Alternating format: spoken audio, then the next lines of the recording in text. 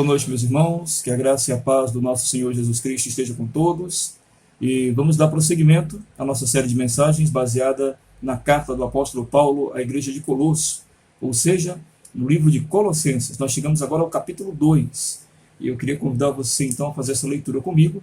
Colossenses, capítulo 2, nós vamos ler hoje do versículo 1 ao versículo 7 do capítulo 2 de Colossenses. Diz assim a palavra do Senhor.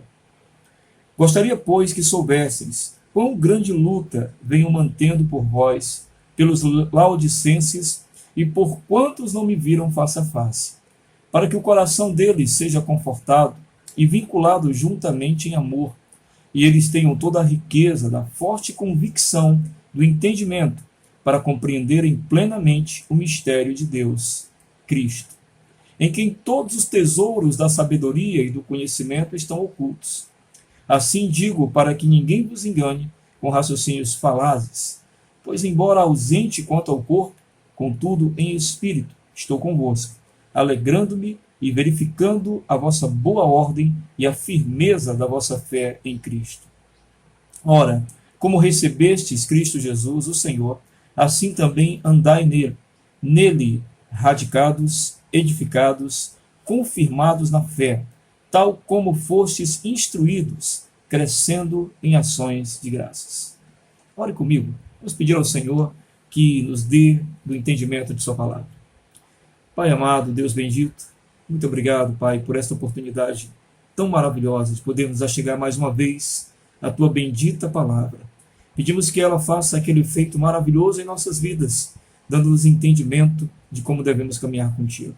Muito obrigado por este meio, ó Deus, que o Senhor nos deu, este meio online, este meio pela internet, para podermos alcançar tantas vidas e tantas casas, que o Senhor nos dê a graça de que estas vidas possam entender e compreender a tua mensagem. Assim nós oramos, crendo no teu poder e na tua misericórdia, em nome do Senhor Jesus Cristo. Amém. Meus irmãos, então, o apóstolo Paulo continua o assunto lógico que estava falando anteriormente, sobre os sofrimentos dele em favor da causa de Cristo. Nós vimos na quarta-feira anterior, se você acompanhou a nossa mensagem, que o apóstolo Paulo colocou-se na posição de completar as aflições do nosso Senhor Jesus Cristo, no sentido de que ele continuava sofrendo por amor à igreja do Senhor Jesus. Nós sabemos que Jesus padeceu pela igreja, morreu pela igreja, deu sua vida pela igreja, por aqueles que fazem parte deste corpo. E o apóstolo Paulo, então, no texto anterior, disse exatamente isso. Eu continuo sofrendo pela igreja, eu continuo sofrendo para que ela permaneça viva, e eu continuo, e desta forma o apóstolo Paulo entendia que estava completando as aflições de Cristo pela igreja. Então, ainda neste assunto, ele vai adentrar no capítulo 2 aqui. Só que nós vamos compreender algo melhor, ou melhor direcionado para nós nesse sentido, que é o nosso papel como igreja, no sentido de o que é a vida de alguém que faz parte de uma igreja. É isso que nós vamos compreender nesta noite. O que é a sua vida? Qual a diferença da sua vida? Você que pertence a Cristo, faz parte de uma igreja, qual a diferença da sua vida fundamental para a vida daquele que não pertence a uma igreja, daquele que não entregou ainda a sua vida a Jesus Cristo? Talvez a resposta mais básica que nós damos em relação a isso é que nós estamos salvos. Essa é a primeira percepção imediata que vem à nossa mente quando se fala da nossa condição e da condição daquele que não conhece a Jesus. E é até interessante, né, porque a maioria das pessoas que não conhecem a Jesus se sentem muito ofendidas quando um crente se coloca na posição de salvo. Porque, na verdade, o crente compreende que a sua salvação não depende em absoluto, né, nós vimos até isso na mensagem anterior, em absoluto de suas próprias forças, mas completamente por aquilo que Jesus fez. Então nós estamos nessa condição de salvação por aquilo que o nosso Senhor Jesus Cristo fez por nós. Mas essa não é a única condição que nos diferencia. Há algo maior para nos diferenciar, e é isso que o texto vai mostrar para nós aqui, principalmente nos versículos 6 e 7. Agora, lógico, para chegar ao versículo 6 e 7, que é onde mais nos interessa aqui nesta noite, nós vamos adentrar um pouco aqui nos versículos 1 ao 5, só para termos a compreensão exata do que o apóstolo Paulo está falando. Então ele começa, acompanha aí comigo na sua Bíblia, por favor, no versículo 1, dizendo: Gostaria, pois, que soubesseis quão grande luta venho mantendo por vós, pelos laodicenses, e por quantos não me viram face a face. A luta a qual o apóstolo Paulo se refere aqui é a luta pela pureza da mensagem, pela pureza do evangelho, pela pureza dessa boa notícia que é Jesus Cristo, Filho de Deus, nosso Salvador, nosso Redentor. É a pureza da justificação única e exclusivamente pela fé, nunca pela lei ou por mérito algum. Então Paulo lutava, e essa era a luta dele, essa era a batalha dele. Era lutar para que o evangelho permanecesse em sua pureza, para que outros pensamentos não fossem colocados ali, adicionados ao evangelho, de tal forma que o evangelho pudesse ser diluído, que o evangelho pudesse ser enfraquecido. O evangelho precisa ser absolutamente envolto em graça, envolto em misericórdia. Quando você retira a misericórdia e a graça do evangelho, você imediatamente anula a essência do evangelho. Então Paulo diz aqui para nós que ele gostaria muito que a igreja de Colosso soubesse da luta que tem sido para ele manter essa pureza do evangelho através da pregação, através do ensino. Ele diz que ele tem lutado por eles, pelos laodicenses, a igreja de Laodiceia, que nós conhecemos lá no livro de Apocalipse, é citada a igreja de Laodiceia, e por quantos não viram a face dele. Ou seja, quantos leram suas cartas, quantos leram seus escritos, estão lendo seus escritos nessas igrejas, e nunca viram a face do apóstolo Paulo. É o caso da igreja de Romano, por exemplo. Os romanos, quando ele escreveu lá, os romanos não conheciam o apóstolo Paulo. No entanto, sabiam exatamente do ensino dele. Então ele está falando exatamente disso. Há pessoas que nem o viram face a face, mas ele tem lutado por essas pessoas, ele tem lutado pela igreja. Então a gente percebe a paixão de Paulo pela igreja, que significa paixão por nosso Senhor Jesus Cristo. Você lembra quando Paulo teve um encontro com Jesus, na estrada de Damasco? O que Jesus disse para ele? Por que me persegues? Ao perseguir a igreja, Paulo estava perseguindo o próprio Jesus. E ao amar, preste bastante atenção nisso, a igreja, Paulo está amando a Jesus. Portanto, quando nós amamos a igreja, nós amamos a Jesus, porque Jesus se identifica plenamente com a igreja. Jesus se identifica com o seu evangelho, lógico, porque a sua mensagem, a sua palavra e a sua ação em favor de nós, e Jesus se identifica com a sua igreja, que é o seu corpo, que é uma extensão daquilo que ele deseja ser aqui nesse mundo, que é abençoador, que é aquele que vai alcançar pela misericórdia, que vai alcançar pela graça. E a igreja é uma expressão do nosso Senhor Jesus Cristo. Portanto, quando Paulo ama aqui, de maneira tão zelosa, a igreja, ele está amando de maneira muito zelosa ao Senhor Jesus e a sua mensagem. E aqui fica uma mensagem muito preciosa para nós. Se nós dizemos amar a Jesus, nós precisamos amar a sua igreja. Se nós dizemos amar a Jesus, nós precisamos amar a sua mensagem, prezar por ela, manter a pureza dela, manter a pureza da mensagem que diz que somos salvos pela graça, mediante a fé, que isso não vem de nós, é dom de Deus. Prezar pela mensagem que é misericordiosa, que chama os pecadores ao arrependimento e não à condenação. Prezar por uma mensagem, meus amados irmãos, que não fica tentando simplesmente julgar as pessoas constantemente, mas buscar mostrar a elas que há uma condição de outra vida que possa trazer a elas absolvição. Isso é o zelo pela palavra, isso é o zelo pela igreja, e isso, acima de tudo, é o amor ao nosso Senhor Jesus Cristo. O texto prossegue no verso 2, Paulo ainda dizendo que ele luta, por muitos e até alguns que não viram a sua face. E a luta dele para o que é? Qual é o fim que ele quer alcançar? Ele diz no verso 2, para que o coração deles seja confortado e vinculado juntamente em amor, e eles tenham toda a riqueza da forte convicção do entendimento, para compreenderem plenamente o mistério de Deus, Cristo. Isso aqui é a essência do Evangelho. Que Paulo traduz aqui no verso 2 é a essência do Evangelho. Queira Deus eu saiba transmitir aos irmãos o que ele está querendo dizer aqui, porque é muito maravilhoso. Ele está dizendo exatamente aquilo pelo qual ele zela, que é a mensagem pura do Evangelho. E a mensagem pura do Evangelho qual é? Ele diz que essas pessoas elas precisam ser vinculadas em amor. O Evangelho une em amor. Eu acho que você lembra da primeira mensagem do livro de Colossenses, dessa nossa série. Se não lembra, volte lá. O legal de estar gravado essas mensagens é que você pode voltar lá e ouvir de novo. A primeira mensagem que nós vimos do livro de Colossenses fala sobre essa unidade de amor que a igreja tem por meio do nosso Senhor Jesus Cristo. E é exatamente isso que Paulo está dizendo. O Evangelho une, e ele une em amor. Lembra do que Jesus disse? Que nós seríamos conhecidos pelo fato de nos amarmos uns aos outros? Pois é exatamente disso que o apóstolo Paulo está falando aqui. Ele quer que as pessoas compreendam o evangelho em sua essência e que isso una essas pessoas em amor. E aí ele prossegue dizendo, e eles tenham toda a riqueza. Olha só, ele coloca como riqueza. Riqueza. Riqueza significa algo que supre por toda a vida. Então você não precisa de mais nada. Então ele diz, qual é essa riqueza? Ele diz que essa riqueza é a forte convicção, a pessoa é convicta daquilo que acredita, forte convicção do entendimento, para compreenderem plenamente. Eu acho impressionante as palavras que ele usa aqui, que ele usa a questão de convicção, ele usa compreender plenamente, ou seja, é uma fé muito profunda, né? É uma fé que busca assegurar-se completamente de Deus, assegurar-se completamente em Jesus Cristo. E ele diz, preste atenção, leia na sua Bíblia, forte convicção do entendimento, para compreenderem plenamente o mistério de Deus, que é Cristo. A ideia do Evangelho, a ideia da essência da pregação, é fazer com que as pessoas compreendam o mistério de Deus. E esse mistério revelado é Jesus Cristo. É impressionante esse versículo, porque Paulo vai dizer que a profundidade do conhecimento de Deus e o mistério o qual ele quis revelar a nós é Jesus Cristo. Mistério em que sentido? A gente sabe que Deus é mistério profundo, mas quis se revelar em Cristo Jesus.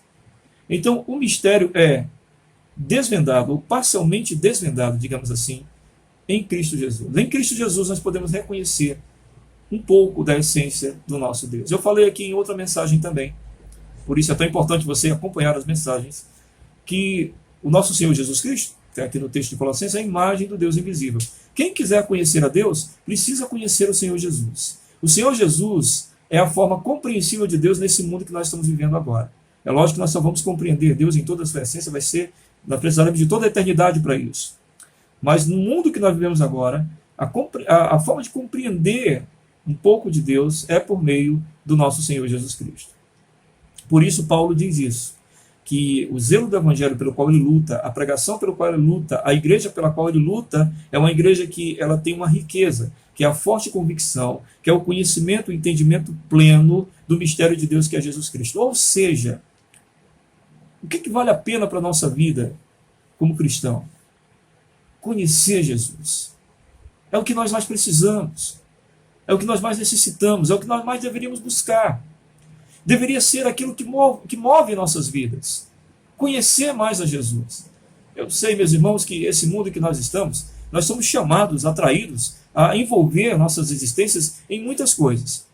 Mas nenhuma dessas coisas deveria impedir o nosso desejo de amar, buscar e tentar compreender mais da pessoa do nosso Senhor Jesus Cristo.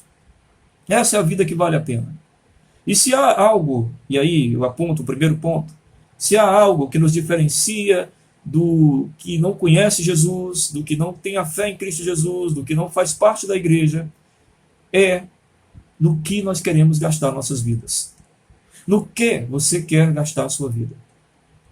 Nós, cristãos, deveríamos desejar gastar nossas vidas em conhecer o Senhor Jesus. Porque Paulo diz que isto é a nossa maior riqueza. Os irmãos lembram quando Jesus disse que nós não deveríamos buscar as riquezas desse mundo?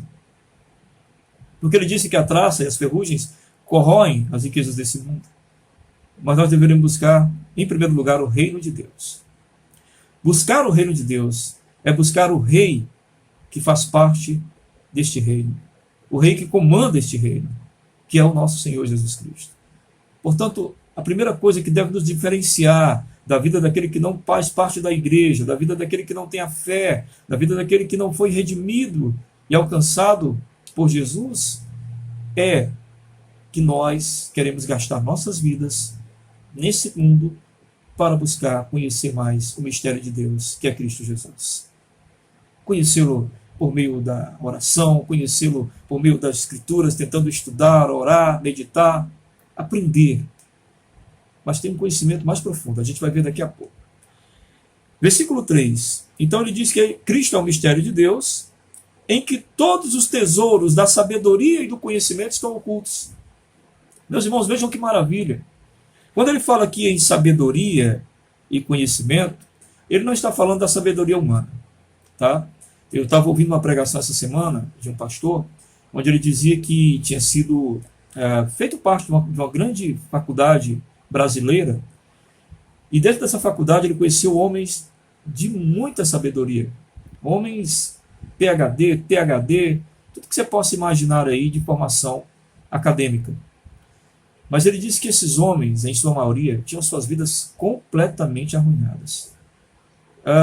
Divorciado das esposas, os filhos vivendo longe deles, alguns já vinham no quinto, sexto casamento, por incrível que pareça. Ou seja, eram pessoas sábias deste mundo, que tinham muito conhecimento acerca das ciências deste mundo, mas não tinham sabedoria e conhecimento sobre a vida que Deus nos deu. Conhecimento e sabedoria sobre a vida, então, Paulo diz que vem absolutamente por meio de Jesus Cristo. Sem Jesus Cristo, nós não temos a sabedoria para viver. Sem Jesus Cristo, nós não temos conhecimento suficiente para lidar com a existência. É em Cristo que está a verdadeira sabedoria para lidar com a vida. Às vezes, nós estamos em situações difíceis e nos perguntamos como lidar com isso, que decisão tomar, que direção ir. E aí nós entendemos que se pensarmos como Jesus, se agirmos como Jesus, se procurarmos compreender as situações como Jesus as compreendia, nós adquirimos sabedoria. Muitas vezes você talvez seja muito jovem e olhe para a vida e fique um pouco assustado com todas as coisas e possibilidades que vêm à sua frente e com as coisas que você terá que decidir no futuro, e você olha para as pessoas mais velhas e diz, talvez essas pessoas tenham mais conhecimento do que eu. Sim, elas têm. Provavelmente elas têm um conhecimento existencial, de anos que viveram e de experiências que tiveram. Mas o conhecimento bíblico é o conhecer a vontade de Deus. E o conhecer a vontade de Deus, ele vem por meio do conhecer o Senhor Jesus. O Senhor Jesus fez a vontade de Deus Pai, plenamente. Então, se nós queremos fazer a vontade de Deus, precisamos viver as nossas vidas como Jesus as viveria. Isso é conhecimento. Isso é sabedoria. E Paulo diz que ele luta, então, para que os irmãos compreendam essa questão da sabedoria e do conhecimento que procedem única e exclusivamente do mistério de Deus que foi revelado, que é o nosso Senhor Jesus Cristo. No versículo 4 ele diz, assim digo para que ninguém vos engane com raciocínios falazes. Era uma época difícil. Não era uma época fácil para a igreja. A igreja já tinha pessoas trazendo pensamentos diferentes ao Evangelho, pensamentos que queriam, como eu falei no início do sermão, diluir o Evangelho. Então Paulo tinha que lutar com isso, manter os irmãos em foco na simplicidade do Evangelho do nosso Senhor Jesus Cristo. Que não é fácil, né? Porque as pessoas gostam muito da coisa complicada ou da coisa que traga méritos humanos sobre ela, né? Então Paulo diz, assim digo para que ninguém vos engane com raciocínios falazes. Havia a questão do desejo de raciocinar o Evangelho de maneira plenamente humana e não espiritual. E era isso que estava atrapalhando o Evangelho de ser puro, como o apóstolo Paulo gostaria que fosse. O Evangelho do nosso Senhor Jesus Cristo manter-se puro, como ele estava lutando para que fosse. No verso 5 ele diz, pois embora ausente quanto ao corpo, contudo em espírito estou convosco, alegrando-me e verificando a vossa boa ordem e a firmeza da vossa fé em Cristo. Aqui Paulo celebra a igreja de Colosso. Ele fica feliz pelos irmãos e a alegria dele, ele diz que é porque, embora ele esteja ausente, e isso é interessante, né? Porque ele, como líder, não pode estar presente ali, como alguém que está direcionando-os, mas ele diz, mas em espírito eu estou, ou seja, o meu sentimento está aí, né? As minhas aspirações, as quais eu passei a vocês, estão aí, e eu me alegro, verificando a boa ordem e a firmeza da vossa fé em Cristo. E aqui vem o segundo aspecto diferente, da nossa diferença, do nosso comportamento como cristãos, para aquele que está fora da igreja. Geralmente as pessoas que estão fora da igreja, elas precisam de uma direção, e nesse contexto da necessidade de direção que elas precisam, todo mundo precisa de direção, todo mundo precisa de liderança. Eu falo muito isso para meus filhos, olha, vocês nunca vão viver a parte de liderança. Todo mundo precisa de liderança, todo mundo tem que ser liderado por alguém. E a gente entende, por exemplo, que a pessoa que está fora da fé cristã, ela precisa de uma presença que a lidere, uma presença que a direcione. E aqui é interessante que o apóstolo Paulo fala para nós que ele está lá em espírito em que sentido? A minha mensagem está aí. A mensagem do evangelho que eu preguei para vocês está aí. E aí, por isso, vocês têm mantido uma ordem, uma firmeza na fé em Cristo. A fé deles é em Cristo. Ou seja, o que tem que nos liderar, meus irmãos? A palavra. A mensagem de Jesus é que tem que nos liderar. O pastor, ele tem que ser, ou o líder, seja ele qual for, alguém que administra a palavra, ministra a palavra. Mas quem deve dirigir a igreja é a própria palavra.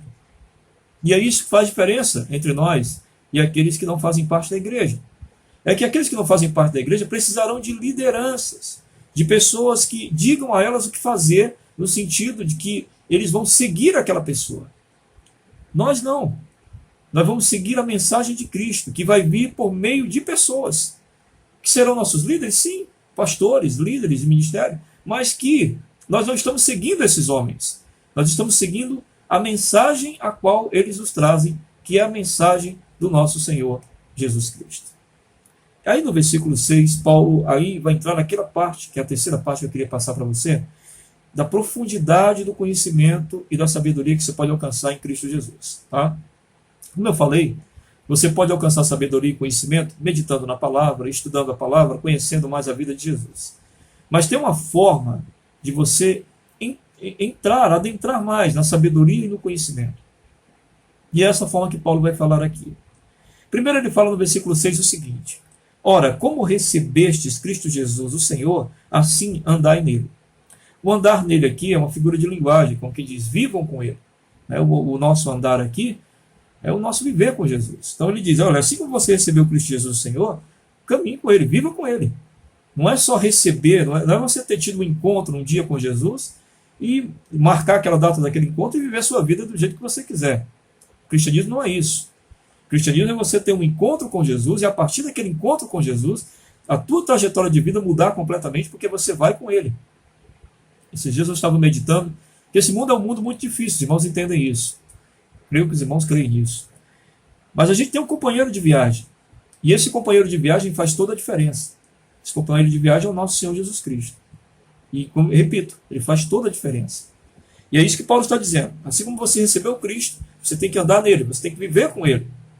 E aí, meus irmãos, é que o viver com ele é que vai nos dar a condição de conhecimento e sabedoria maiores. Como? Veja bem, Paulo vai dizer, neles arraigados, algumas Bíblias dizem radicados, arraigados, tem a ver com raiz, que você firme a raiz no Senhor. E aí é lógico, não tem como, meus amados irmãos, a gente não lembrar imediatamente, e eu quero convidar você a abrir sua Bíblia, no Salmo 1. Não tem como não falando em arraigado, não tem como não lembrar imediatamente do Salmo 1, que diz o seguinte: bem-aventurado o homem que não anda no conselho dos ímpios, não se detém no caminho dos pecadores, nem se assenta na roda dos escarnecedores. Nossa, engranchou aqui. Antes o seu prazer está na lei do Senhor, na sua lei medita de dia e de noite. Veja bem, ele é como árvore plantada junto à corrente de águas, que no devido tempo dá o seu fruto e cuja folhagem não murcha, e tudo quanto ele faz será bem sucedido. Que coisa maravilhosa o Salmo 1 diz para nós. Não andar no conselho dos ímpios, não se deter no caminho dos pecadores, não se sentar na roda dos escarnecedores, ter prazer na lei do Senhor e nessa lei meditar dia e noite, e assim você será como árvore plantada. A lei do Senhor, ela também é manifestada em Cristo Jesus, é lógico. Jesus cumpriu a lei, Jesus cumpriu os mandamentos, e quando nós nos firmamos em Cristo, quando nós desejamos viver a vida como Cristo, como nós o imitamos, nós estamos como árvores plantadas junto a ribeiro de águas. Esse ribeiro de água viva é o nosso Senhor Jesus Cristo, que vai fazer com que a gente, sugando dele a sabedoria para a vida e o conhecimento para a vida, possamos gerar frutos. E mesmo em tempo de sequidão, a nossa árvore, que somos nós, possa ter folhas verdes e frutos. Arraigar no Senhor Jesus é firmar as nossas vidas e os nossos passos absolutamente nele. Compreender que devemos buscar nele tudo o que necessitamos para viver o nosso dia a dia. Se precisamos de paz, precisamos buscar em Cristo. Se precisamos de alegria, precisamos buscar em Cristo. Se precisamos de esperança, precisamos buscar em Cristo. E a forma de buscar em Cristo é por meio da obediência, ou do tornar-se cada vez mais a semelhança dele em relação aos mandamentos do Senhor. Ou seja, desejarmos mais do que tudo, fazer a vontade de Deus, como Cristo Jesus o fez. Assim, encontraremos a paz, a alegria e todos aqueles sentimentos maravilhosos que só o Senhor Jesus pode nos dar. Em segundo momento, ele diz edificados. Edificados em Cristo. E aí é lógico, a gente lembra de Jesus dizendo que ele é a pedra angular, a pedra principal da construção. Se você quer firmar a sua vida, é como diz aquela parábola de Jesus, quem obedece os seus mandamentos é semelhante àquele que construiu a sua casa sobre a rocha. Ou seja, tem uma vida firmada nos mandamentos do Senhor. Aquele que desobedece tem a casa firmada na areia. Quando vierem as tempestades, a casa firmada na rocha, nos mandamentos do Senhor, ela se manterá firme. Mas aquela que foi firmada sobre a areia, na desobediência, ruirá. O Senhor Jesus, então, é a nossa pedra de edificação, é a pedra principal, é a pedra angular. Se a gente quer ter uma vida de sabedoria e conhecimento, uma vida bem estabelecida nesse mundo, nós precisamos nos firmar em Cristo. Você precisa ter convicção de que a vida em Cristo é a vida que você deseja viver. Se você não tiver essa convicção, você ainda vai ter muitos problemas nesse mundo, porque você será como uma folha levada pelo vento. Mas se você tiver a convicção plena, eu preciso viver a vida como Cristo. Eu quero firmar a minha vida em Cristo. Isso não significa que sua vida será mais fácil, mas significa que ela estará plena. Vida plena não é vida fácil.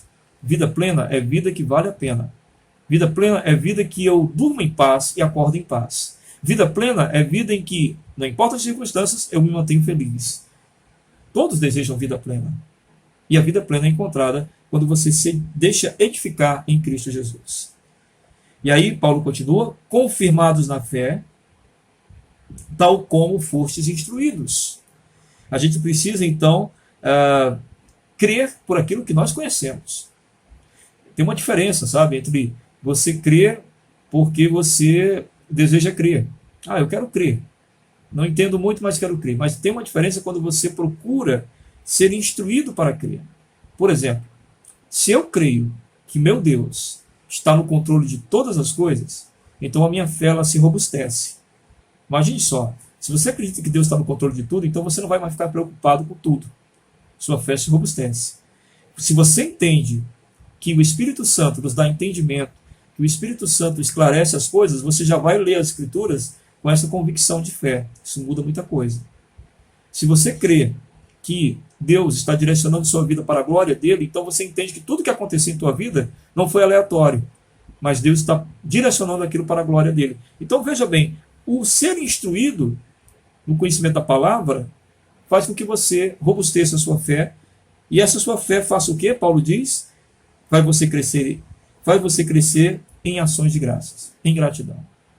Você será uma pessoa mais grata. A nossa diferença, então, a terceira e última diferença, nossa para aquele que está fora da igreja, da nossa vida para a vida de quem está fora da igreja, para a vida de quem não conhece Jesus, é que a nossa vida ela deve estar plenamente arraizada, edificada, e a nossa fé deve ser confirmada pela instrução que nós recebemos. Tudo isso porque nós decidimos andar com Cristo desde o dia em que o conhecemos. Eu quero encerrar com duas coisas. A primeira é para você que talvez ainda não tenha andado com Cristo. Você começou a ouvir algumas mensagens, você começou a ouvir algumas pregações. Talvez nesse tempo de pandemia você, na internet, conheceu alguns pregadores, mas você não tomou ainda aquela decisão de andar com Cristo. Você ainda está no meio do caminho, ou no meio termo. Eu quero convidar você a tomar uma decisão nesta noite. Você não pode mais perder tempo. A vida sem Cristo não é só uma vida, como a gente costuma dizer, e até às vezes vira lugar comum, né? Não é só uma vida vazia. Na verdade, não é vida. A vida que nós precisamos, ela está e ela se encontra absolutamente em Cristo. Nós precisamos dele. Para isso, como funciona? Arrependa-se dos seus pecados. Reconheça que você não tem capacidade de vencê-los e que está condenado diante de Deus, de um Deus santo. E assim, crendo em Cristo Jesus, você receberá o perdão e você começará a andar nele, andar com ele. E você vai perceber que andar com ele em obediência vai fazer toda a diferença. A segunda coisa, para você que já caminha com Cristo, você que já anda com Cristo, por favor, não esqueça quem é o seu companheiro de viagem.